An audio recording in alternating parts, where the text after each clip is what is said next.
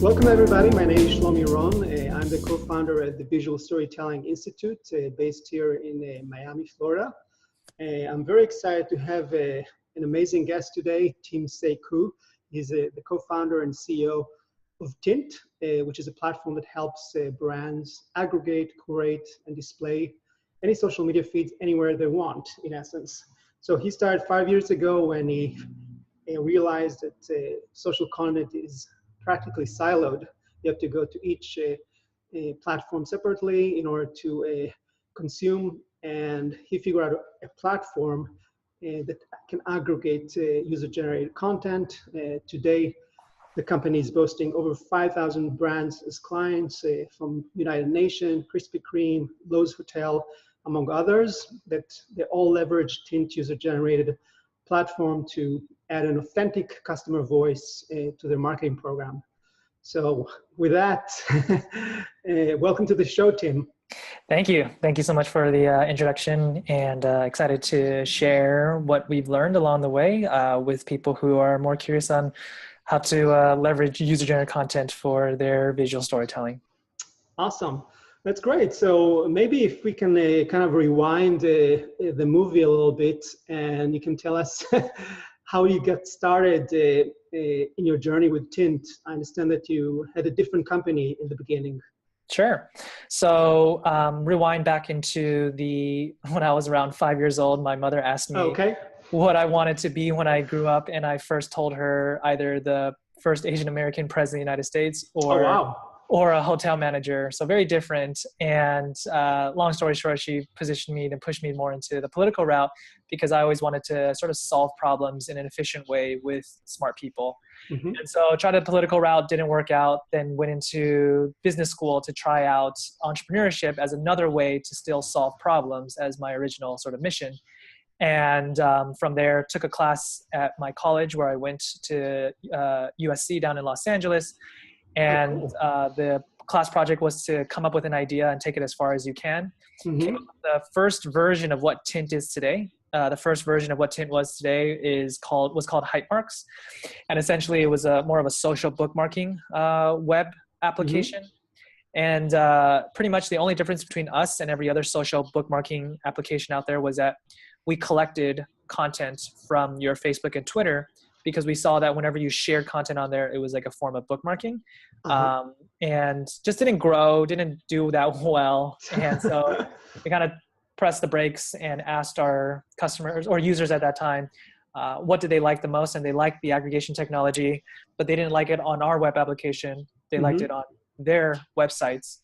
And so kind of think about it, they really wanted to find a way to have good, authentic, fresh content that they've already, shared and created on their social media, but onto their websites. So, fast forward to today, we are now a content marketing platform that helps brands really humanize their marketing. So what does that mean? It means specifically like we collect the best customer content or user-generated content that's created on behalf of the brand on social media, and then be able to help them look and analyze which ones are the best content, and then clear the rights to that content with them, and then finally give them access to this content so these brands can repurpose it on their marketing channels so that there's a more authentic content that comes in and a lot more authentic storytelling that it exudes for the viewers. I see. So in essence, it sounds like you started almost, you had the roots of the idea was really anchored in the fact that you want to leverage social media content. Yeah. And initially it was a bookmarking. Exactly, like a Reddit type experience. Yeah. And then you figure out a way that most people want kind of a more centralized or the ability to distribute this content, not just on just your platform, but on the website or elsewhere. Yes, that's correct. Got it. No, this is fascinating.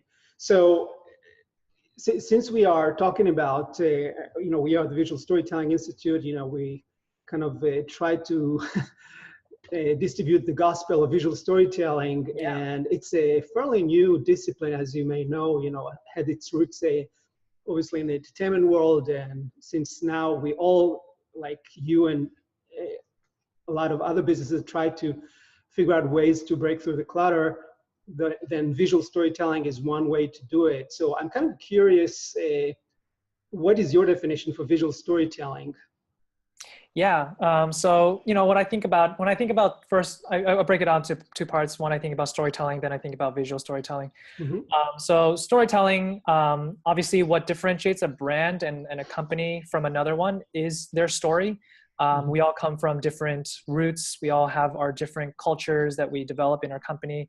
Pretty much our story as a brand is what differentiates us. And from my perspective with Tint, it's a lot around like, I can tell my story, but the best and most trusted and authentic voice of telling the story will probably be from my employees or our customers. So people outside of myself being able to tell that story.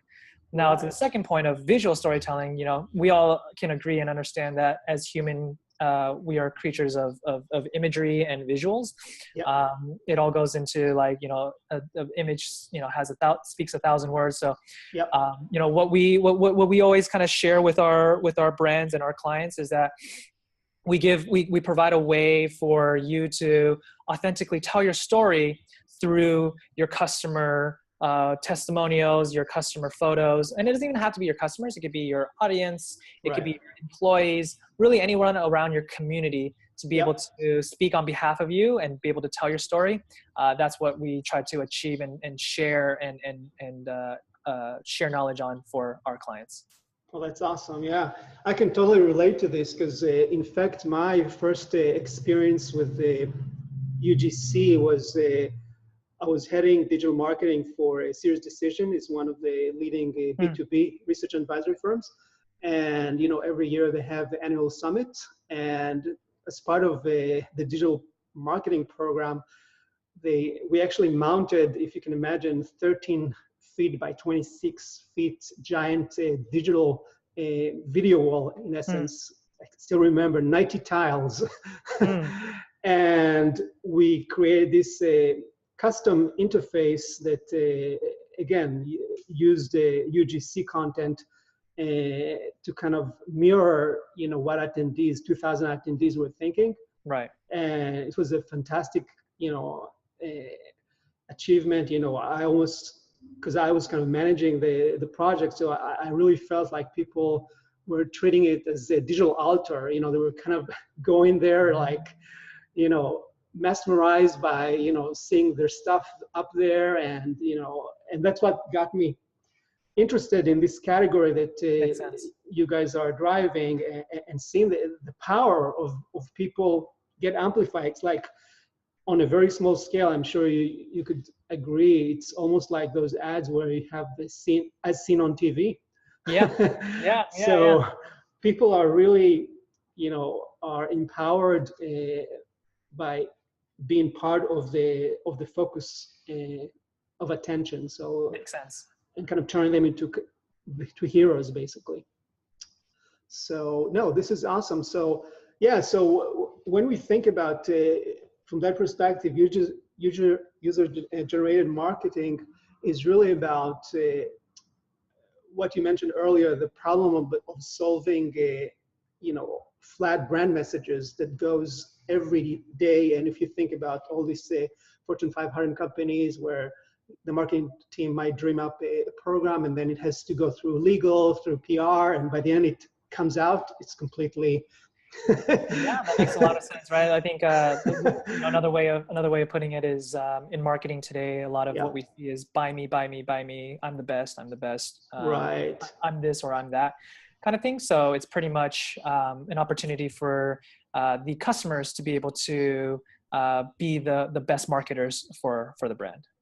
Yeah, and from that perspective, I really love your statement on your website where you say it's all about crafting authentic stories crafted by real people for real people. Yeah, and that's correct. This is really a fantastic statement because I think people tend to relate more to people like them, and that's correct. Yeah. And in general, I think marketing, I wonder if you agree, is that it's all about the ability to mirror the customer problem in your story.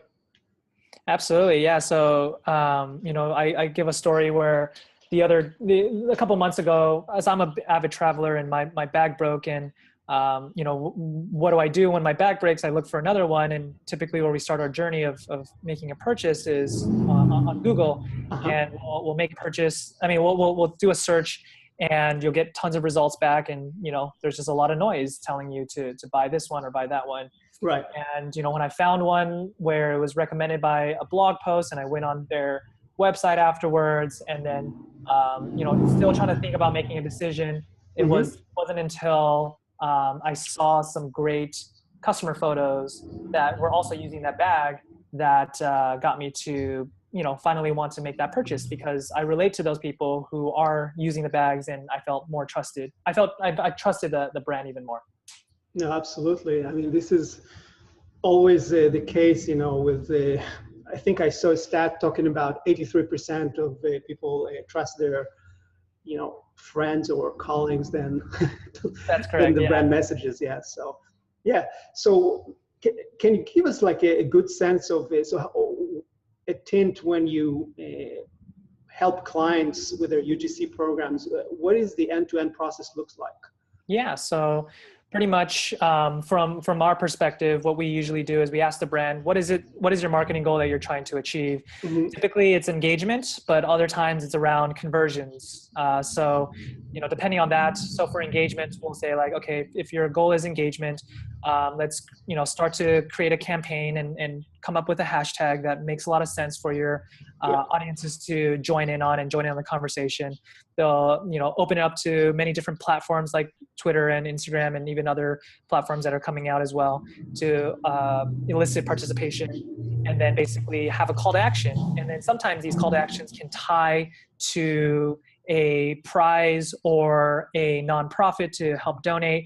And so that's all about sort of like, and then so all the content will start to come in, and then you have this landing page of all this great content that tells a story, right? And in this case, the story could be around a cause that you're running, or it's around a certain holiday, whatever it may be. You can tie your story to the content that the audiences and your customers are creating on behalf of you. So that's around engagement. If it's around conversion, what we can also do is really kind of look for and surface up a lot of great customer content, and then be able to repurpose that across the brand's marketing channels. So essentially their websites, their screens, their advertising units, their email marketing, because we know that, and we've seen from many different research that user-generated content outperforms brand-generated content by a lot. And just because it's just more trustworthy, it's more authentic and more genuine. So we help them, find the best customer content, and then be able to bring it into their existing marketing channels, so that the content just resonates with the viewer a lot more. And what is the process, obviously, of clearing the rights from the users? Because obviously, this is part of your execution program, I would imagine, right? Yeah. So pretty much, it's really easily streamlined, actually. So yeah, we do agree. We do, make sure we educate brands to clear the rights, especially if like you're a big company and you have a big target on your back. Right. Also, if you wanted to use it for very obvious and blatant advertising purposes. So let's say you do want to use user-generated content and use that as marketing on a big digital out-of-home screen in the middle of Times Square in New York.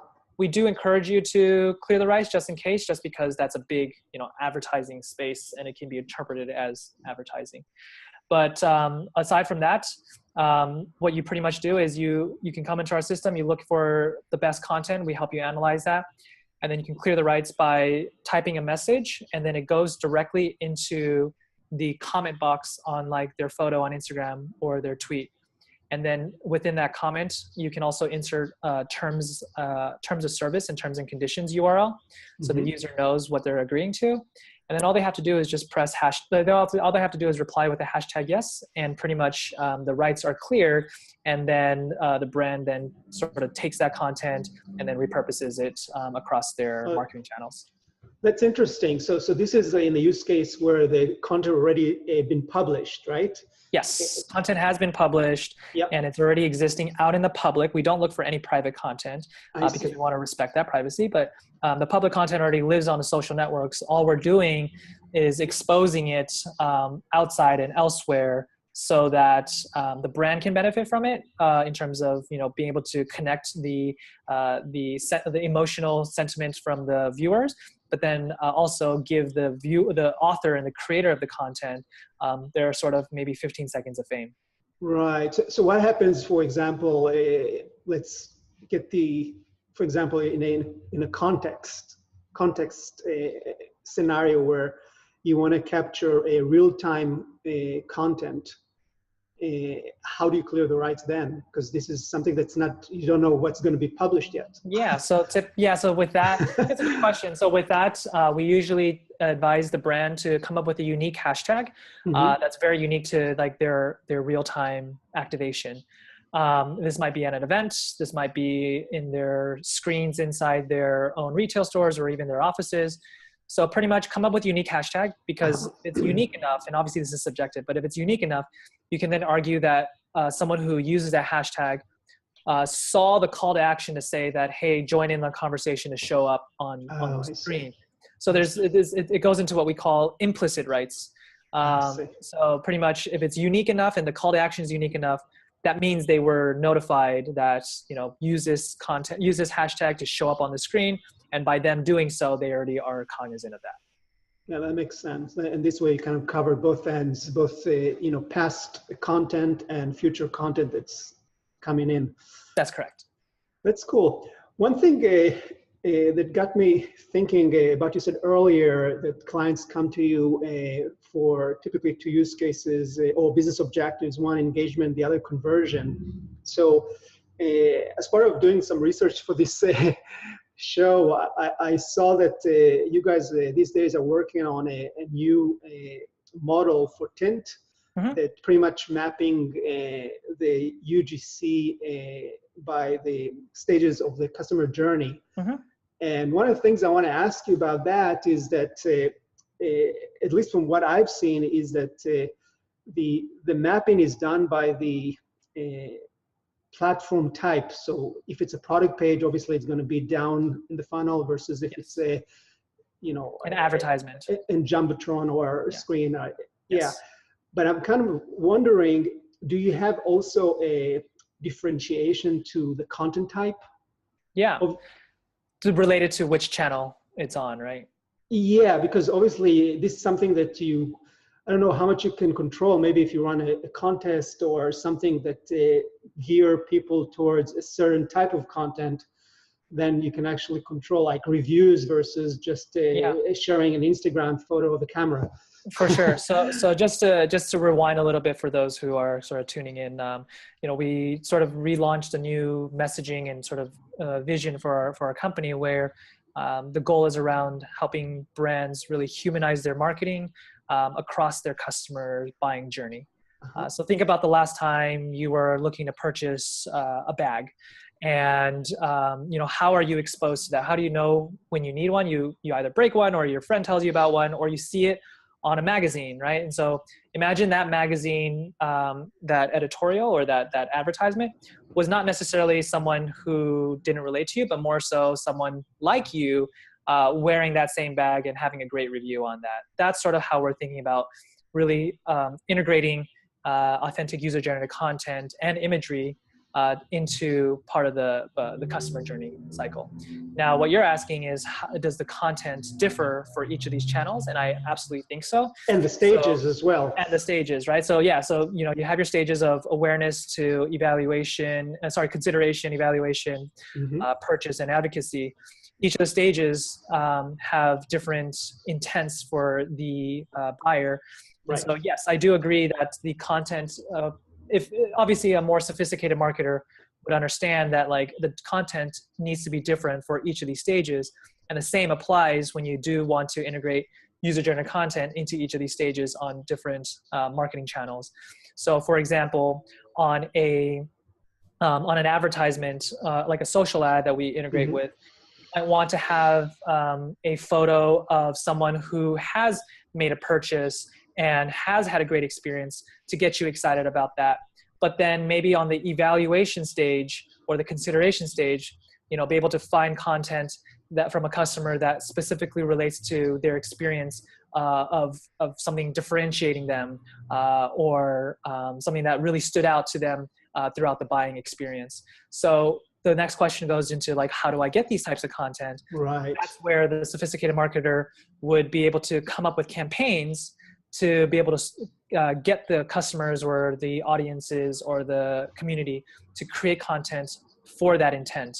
So for example, like I said, with the on the advertisement side, if I want to have content that's just related to people who've made a purchase, maybe I will have a post-purchase email that says, hey, glad you bought this. When it comes, would love to have a photo of you and your experience of making that purchase.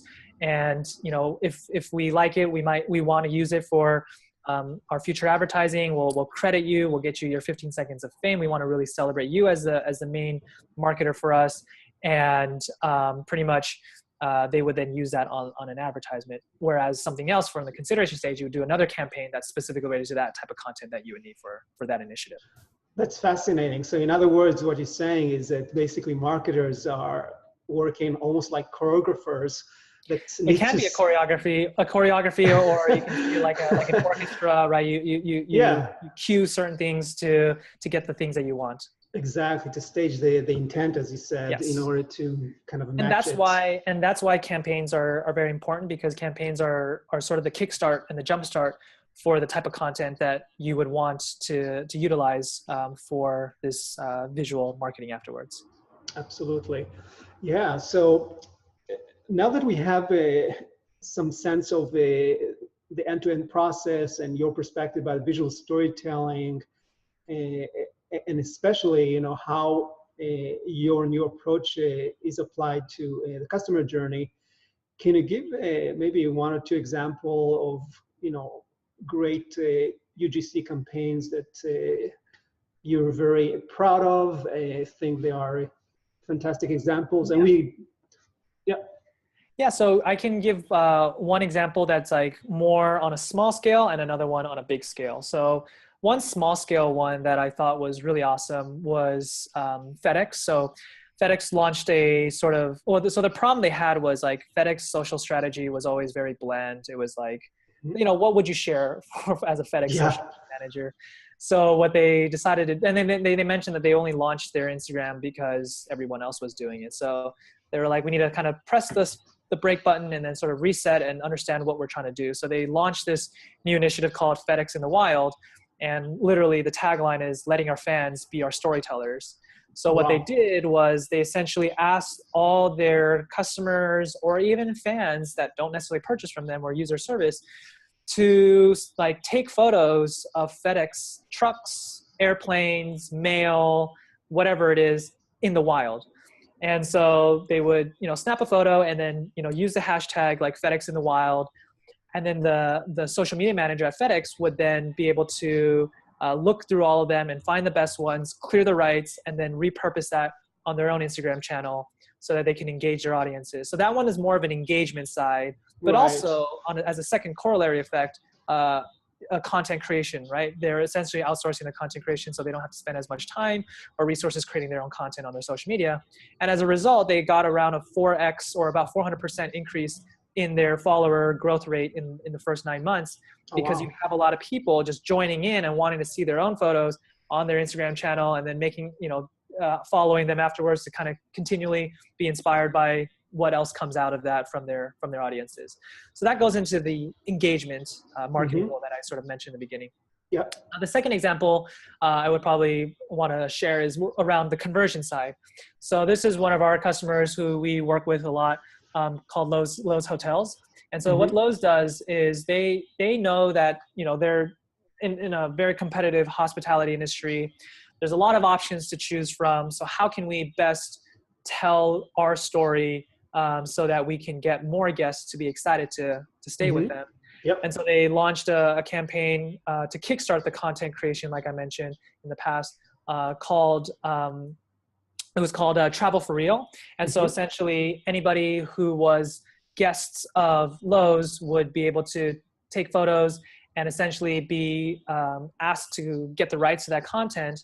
And then what Lowe's did afterwards was repurpose that authentic customer photo and content across all their marketing channels, which then relates to the customer journey.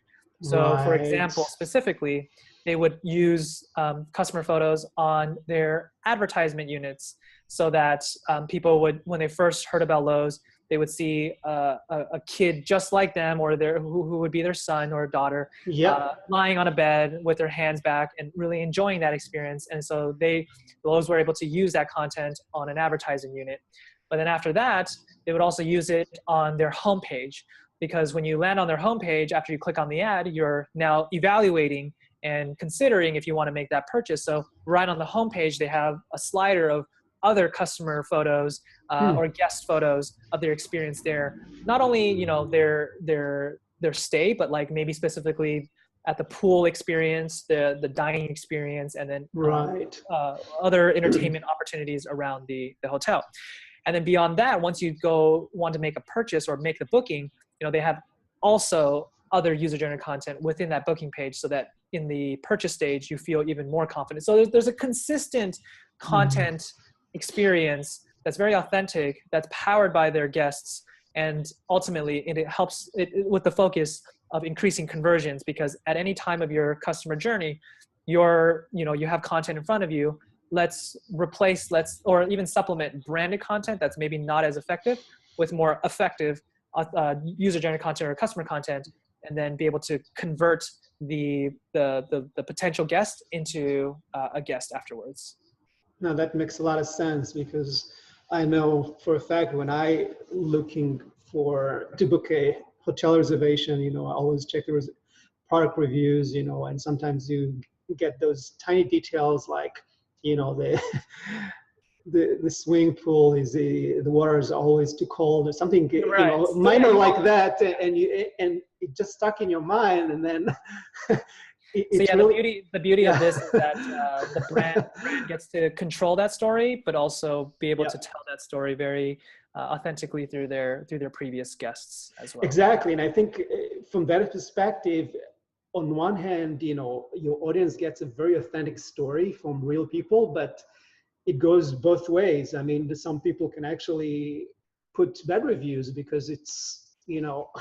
And yeah, we've seen brands embrace that and then show what they did afterwards to remedy that, right? And then they can display that content and display the what they did to sort of solve that issue. And so that, you know, is the next level of transparency, that if a brand wants to, they can absolutely do that. And we've seen that as well. Oh, that's so basically, if there was a bad review. Yeah, if there's a moderation, like as part of your moderation process, you can actually decide, you know, what type of content to include. And if you can have a bad review, then the client can actually decide if they want to remedy it and kind of feature this transparency. Yeah, it's again another storytelling, right? We take care of our guests, we listen to our guests, and we solve our guests' challenges, and we showcase that as well. Yeah, this is a great way of demonstrating the conflict in the story and how they resolved it. There you go. One thing that I'm kind of curious to know also what you think is, obviously when we think about UGC, is really content that we don't normally compensate the audience for, or sometimes they get, you know, some prizes as part of the contests. And the next level up, I would think, is influencer marketing. Those, you know, mega users that have millions of followers. I'm kind of wondering, do you guys do any work with the major influencers as part of your UGC content? Yeah, I think, so your answer is no, we don't do any of that right now. It may be something we do in the future. We're still kind of exploring that. Right. But if you kind of dive like directly into what a user-generated content definition is, it's actually quite the opposite of influencer marketing, because user-generated content typically is nothing, you don't pay for it, right? So it's true earned media or earned content that you don't necessarily pay for it. And typically you want those type of customers, I mean, those type of content, because there wasn't any alternative reason why the customer created that content or the fan created the content, aside from just pure love and great experience with your brand. And that you can tell very quickly just by the type of photo that's taken, the commentary that's shared on there. Now, nothing against influencer marketing, but influencer marketing, I think, is just maybe the secondary effect after you've seen someone be able to create a lot of great content for you without you necessarily prompting them with any other incentives, and say like, hey, we have an influencer marketing program. We'd love to maybe put you into it because you've been creating great content for us consistently. And now that conversation becomes more like, okay, we can compensate you for something, but we know that your loyalty to the brand is greater than what maybe money can pay for. So we want to build that relationship with you and sort of start something more with you, obviously. So yeah, to answer your question, we don't do anything with influencer marketing, but it is like a secondary or next step that we're exploring, because it's very natural evolution to a customer who's creating a lot of content, great content for you without you prompting them, to now creating something more personal. Yeah, because he sees the brand is overexcited by his content or her content, and all of a sudden they have more interest, and their social status is elevated a little bit. That's correct. That's correct. Yeah. And actually, make me think also the fact that obviously the work that you guys are doing is externally facing customers, right? Yes. What about looking internally inside organizations? So when we think about employee advocacy programs, where you want to kind of surface internally in the corporation intranets, social. Great question. Yeah, so it goes into the best way I can describe this one is probably giving you guys an example again. So another example I've read and really admire is what Cisco is doing.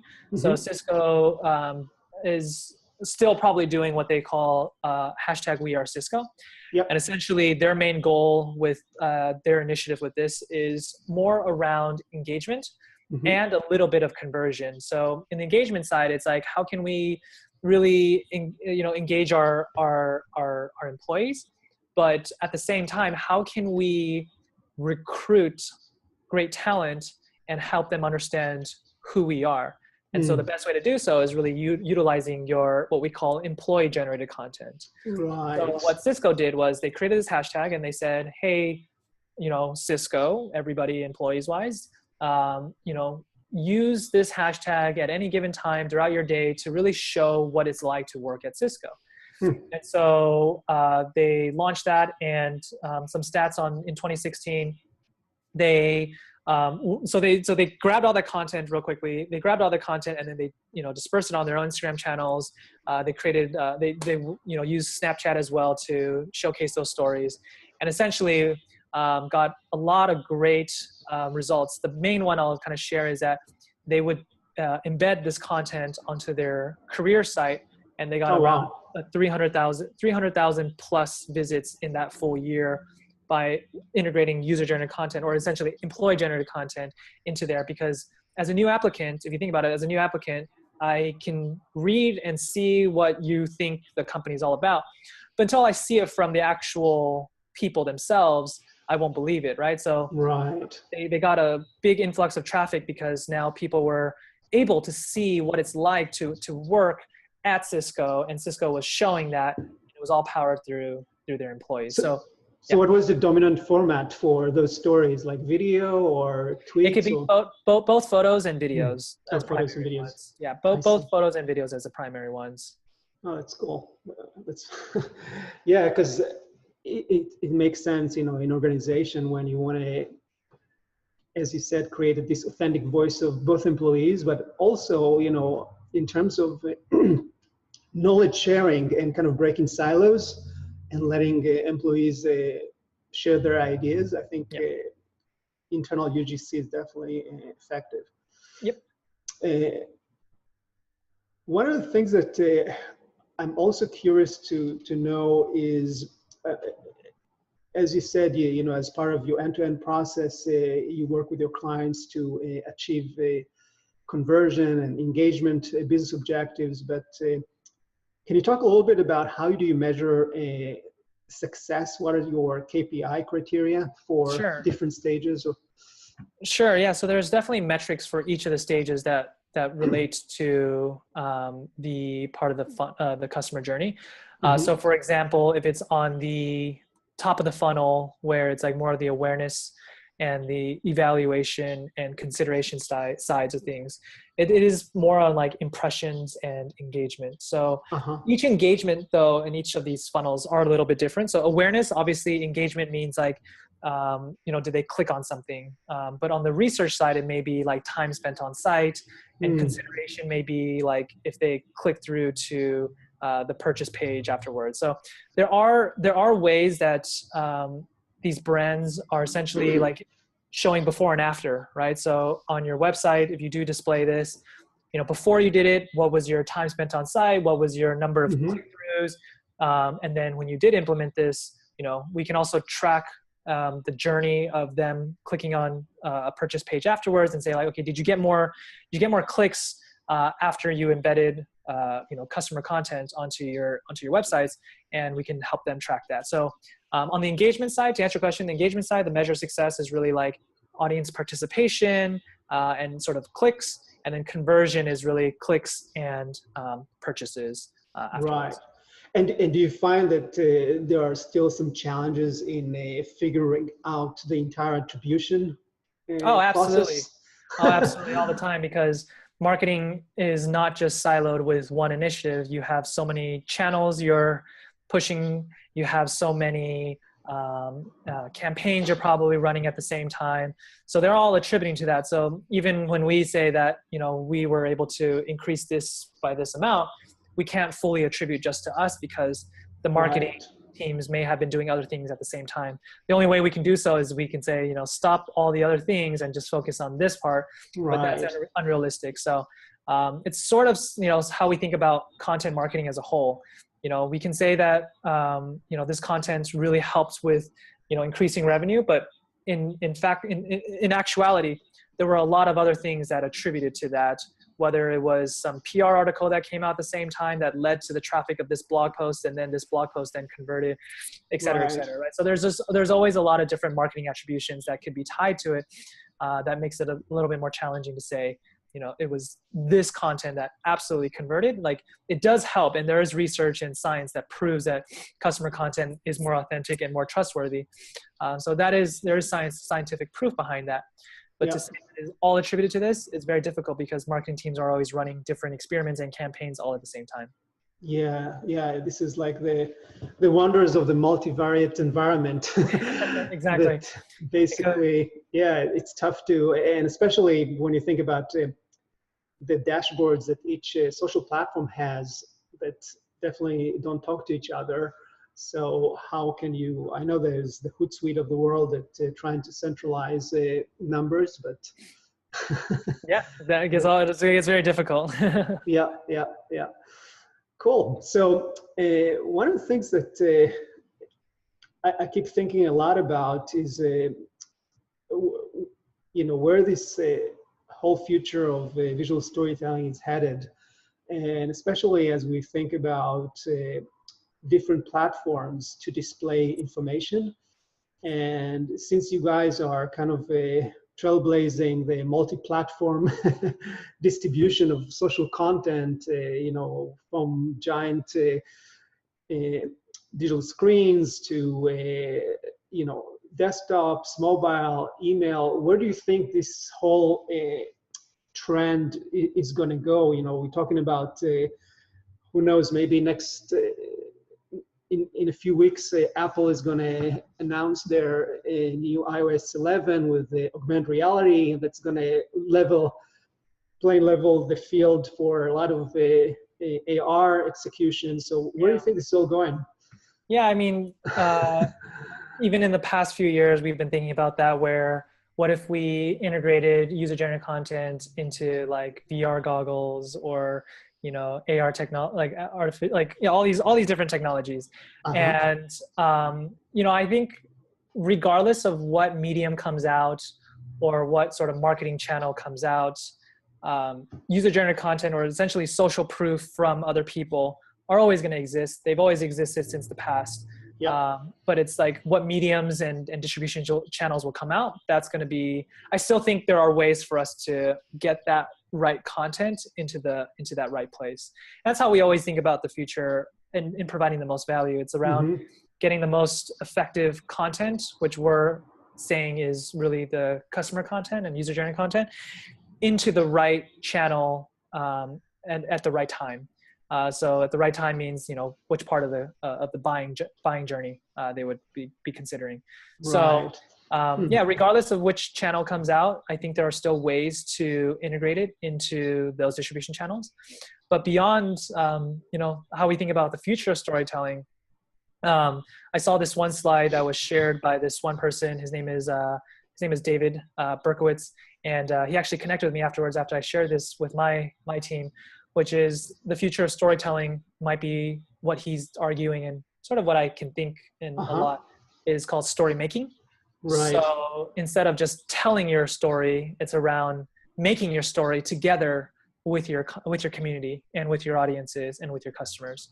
So he kind of shares that instead of making the story all about, you know, proprietary, these are, you know, first kind of new thing, it's going to maybe be more participatory.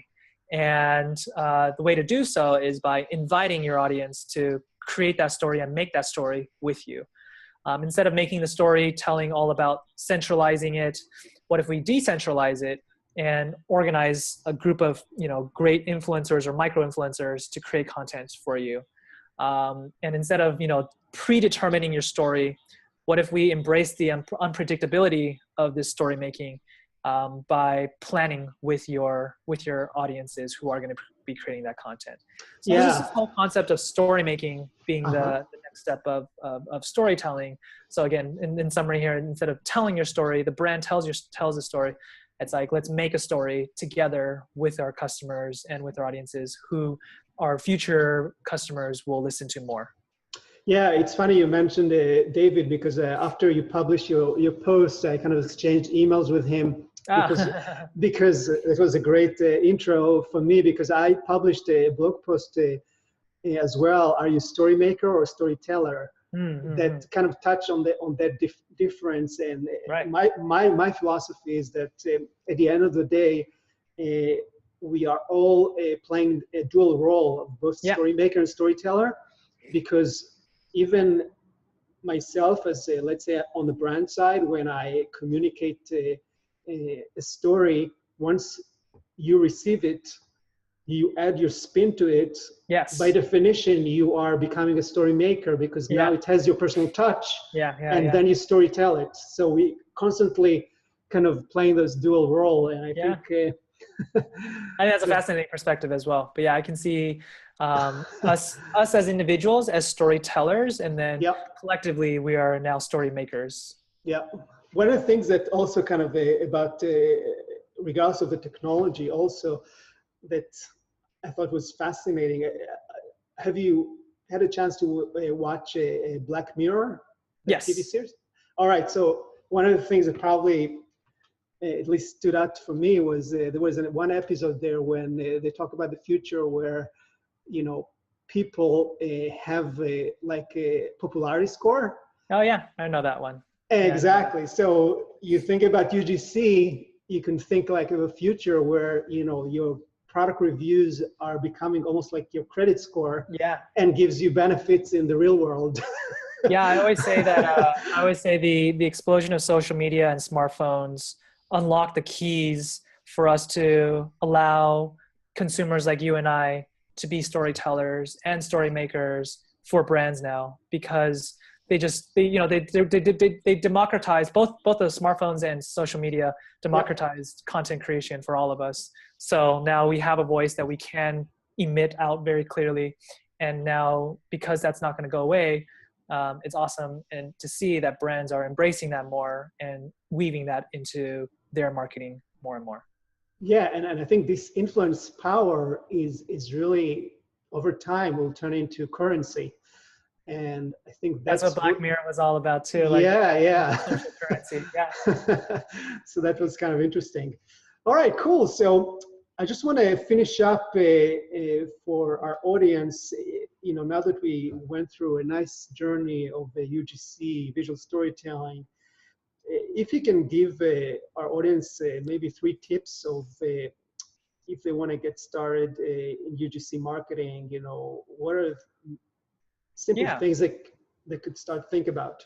Yeah. So the first thing is, the one thing I always ask first thing for marketers who are interested in embracing user-generated content is first, what is your marketing goal? What are you trying to achieve? And aside from just revenue, like what else is there? And if it's around engagement, if it's around conversion, or if it's around something else or audience growth, whatever it is, like ask yourself that. And then the second question is asking yourself, how can user-generated content come into play with that, right? So if my goal is around conversions, then I ask myself, how does user-generated content come into that? It's about finding the right content and then putting it in the right parts of the customer journey. And then from there, you can develop your strategy to embrace that and be able to use that at the right time. So, rather than kind of jumping right into like, oh, let's just start using UGC, which I've seen a lot of marketers do, and they don't really understand like what else after that. Start with asking yourself, like, what is your marketing goal? And then how can UGC play into that? And then after that, be able to create a strategy with that. And if you guys want to, you guys can, hit us up at tintup.com and then be able to chat with us on strategizing the best ways to leverage user-generated content and customer-generated content for your marketing. Yeah, that makes a lot of sense. So basically, it's about setting up the business objective first. What stage you are aiming, awareness versus conversion, because each one will carry different content type, and as you said earlier, and different metrics. Exactly. So you can actually stage the intent, and this way, kind of extract the right content to match that stage. Yeah, that's correct. That's cool. Great. So how our audience can reach out to you, where they can find you? Yeah, you can go to our website at tintup.com, tintup.com. I always joke that we didn't get tint.com because it was just a little bit too expensive and didn't want to spend money on that. So go to tintup.com, and then you can reach me at tim@tintup.com. So tim@tintup.com if you want. And I can either work with you or introduce you to someone on my team to work with you on that. That's awesome. Thank you so much, Tim, for a wonderful conversation today. I mean, I learned a lot. I'm sure. Thank you. Thank you so much for the opportunity. Yeah, I'm sure our audience is going to enjoy, try to implement those great information as they roll out their marketing programs. And we're going to be including a video recording on our website, including the Visual Storytelling Today podcast, with lots of the examples that Tim talked about. So you'll have all this information in one place. And until next time, don't let your story wait too long. Thank you. Thank you. Have a great one. You too.